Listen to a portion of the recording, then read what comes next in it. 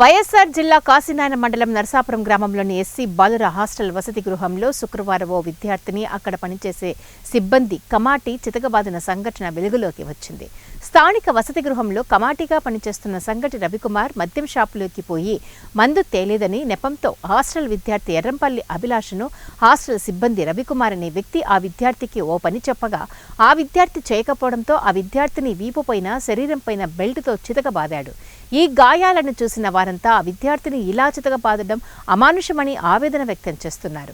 ఇప్పటికైనా హాస్టల్ ఉన్నతాధికారులు స్పందించి ఆ సిబ్బందిపైన కఠిన చర్యలు తీసుకోవాలని, అలాగే ఇలాంటి సంఘటనలు పునరావృతం కాకుండా చూడాలని విద్యార్థి తల్లిదండ్రులు పలువురు కోరుతున్నారు.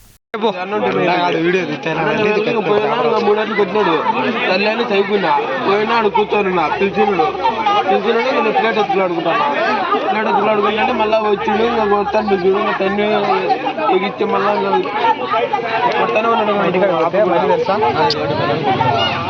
లేదు అన్నంటే ఆయన పోయినా నేనేమో అన్నట్టు ఆయన పోయినా మైకులు పంపి మూడట్లు వచ్చినాడు తిరిగేదని చెప్పినాడు. మా ఇంట్లో మైక్ అడిగితే మైకులు తీసుకురండి మరి చెప్తా.